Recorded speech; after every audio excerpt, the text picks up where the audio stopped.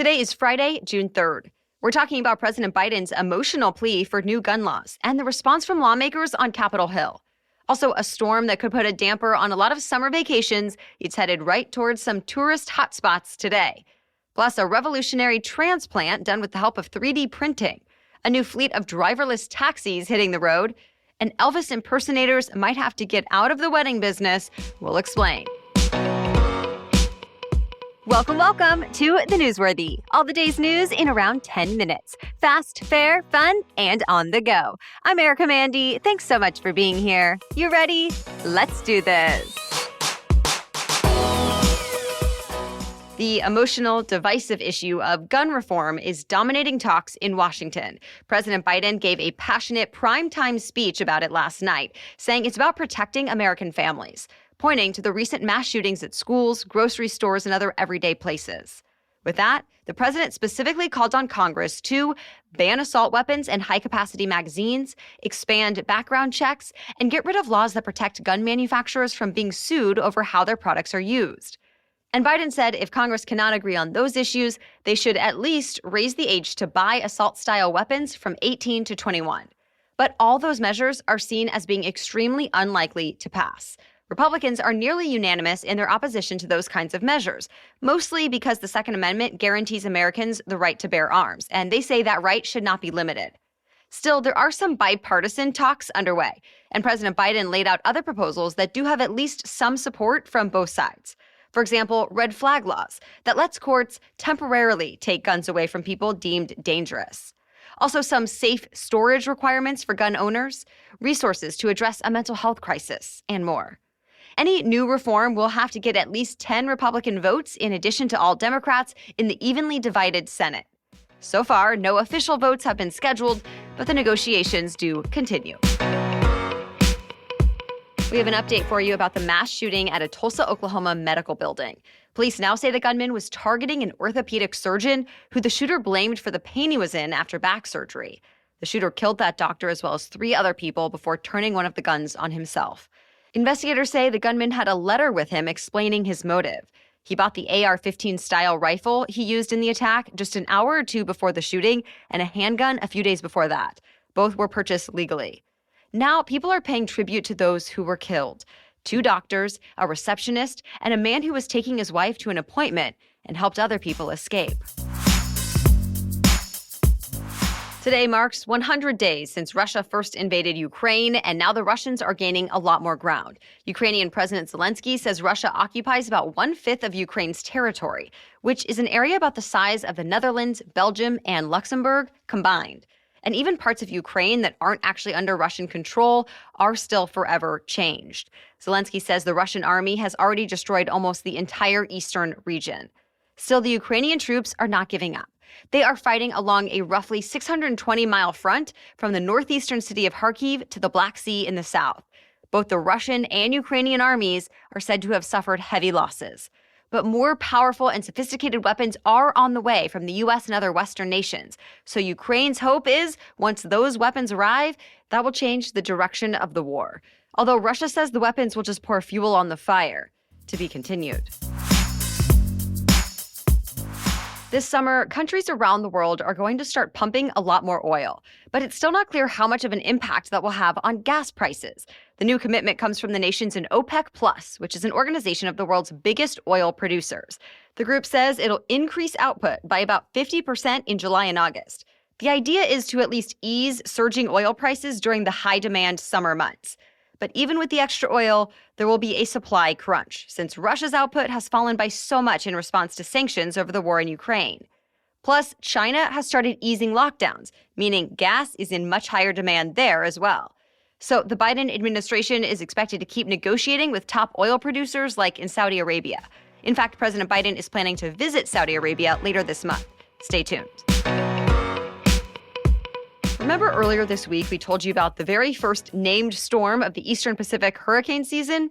Well, this weekend, it could also become the first named storm of the Atlantic hurricane season, and it's headed toward the U.S. Whether it becomes an official tropical storm or not, it's expected to bring flooding rains to Cuba, Mexico, the Bahamas, and South Florida, as well as the Florida Keys. This is actually the same storm system that became Hurricane Agatha in the Pacific Ocean. It brought flooding and mudslides to Mexico, leaving a lot of damage in its path. Well, now that it's in the Atlantic, it could become Tropical Storm Alex, likely sometime today. Hurricane season just started this week and runs through November 30th. Still ahead, we're talking about a first-of-its-kind ear implant, a milestone for driverless cars, why Elvis-themed weddings could come to an end, a historic spelling bee win, and more. But first, a quick break for our sponsor, Pampers. Any other parents out there ever feel a bit overwhelmed by all the things we have to think about and do? I hope I can help take one thing off your plate by letting you know about Pampers Cruisers 360 Fit diapers.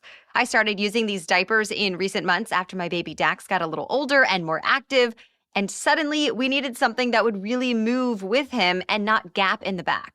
Well, Pampers Cruisers 360 Fit diapers are Pampers' best fit and protection for an active baby. Unlike regular taped diapers, the 360 gap-free fit stretches around my baby's waist, which means he no longer has that gap on the back of the diaper as he crouches down. Instead, Pampers Cruisers 360 Fit diapers keep my baby comfy and dry, which means I am cleaning up fewer messes. Plus, Cruisers 360 Fit locks wetness away from skin for up to 12 hours and is hypoallergenic. So I've noticed fewer rashes on my baby's skin around the diaper, and all in all, we're both happier. Buy in-store and download the Pampers Club app today to start earning rewards with every diapers and wipes purchase. The first 3D printed ear implant made of living tissues has been successfully transplanted. A 20-year-old woman from Mexico who was born with a small and misshapen right ear received this ear implant. The manufacturer, 3D Biotherapeutics, says it was made with her own cells and will continue to regenerate cartilage tissue, giving the look and feel of a natural ear. It was part of the first clinical trial for this type of technology. Researchers told the New York Times it's a stunning advance in the field of tissue engineering. Company executives even think 3D printing could produce more complex vital organs in the future, like livers and kidneys. One of America's oldest and largest automakers is bringing thousands of new union jobs to the Midwest. Ford says it'll invest $3.7 billion in Michigan, Missouri, and Ohio and add more than 6,000 factory jobs to those three states. It's at least partly to help boost production of electric vehicles, specifically the electric F-150 Lightning and commercial transit vans. The investment will also go toward new versions of the gas-powered Mustang sports car and Ranger pickup, as well as improvements to the factories. The upgrades and added jobs come as companies across the country are competing for workers in this tight labor market. Meanwhile, another milestone for driverless cars. Regulators in California have given the green light for the first ride-hailing business that has cars but no human driver at the wheel.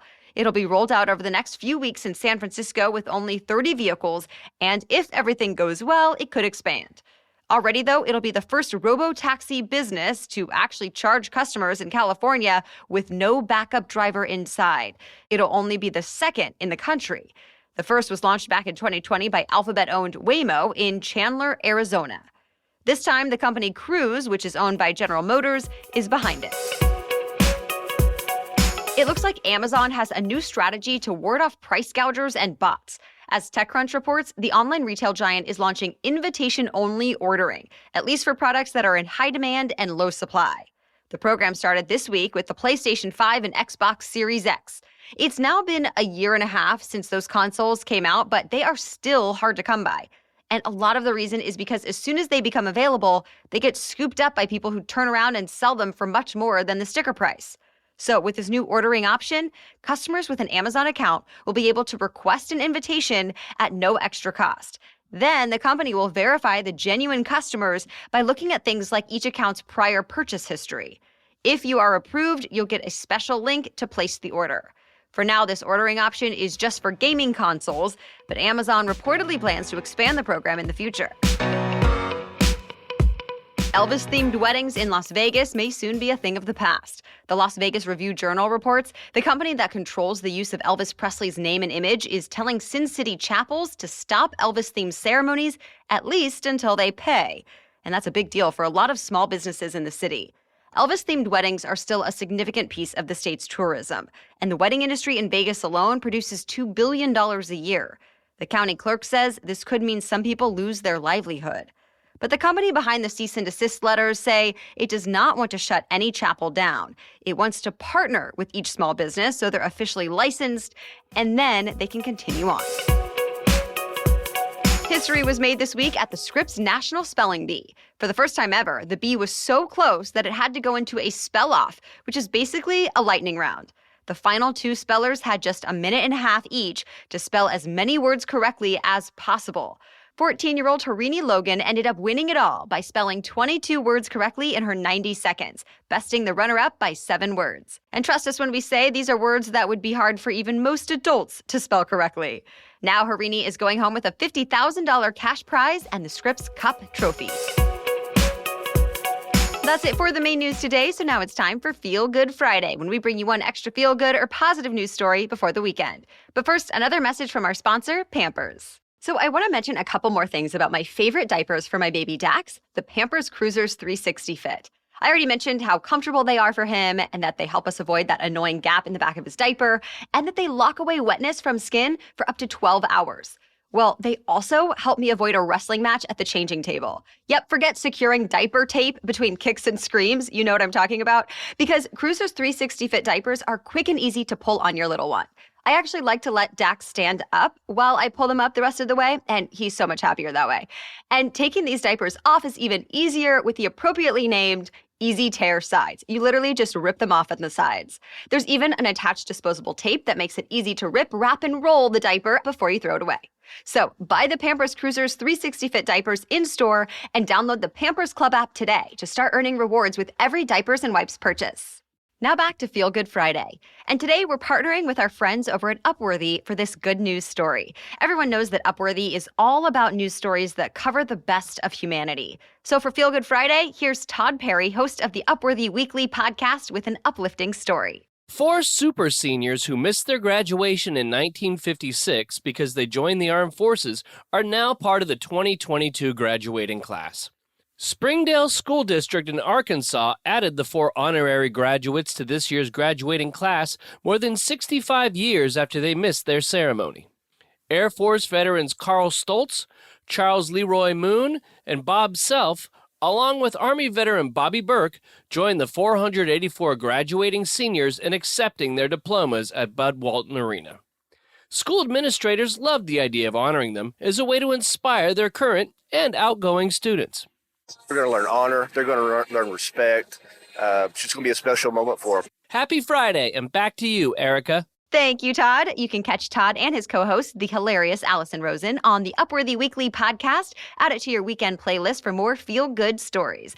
New episodes come out every Saturday. All right, we'll be back tomorrow with our special edition Saturday episode. Then join us again Monday for your next news roundup. For now, thank you so much for listening and have a great weekend.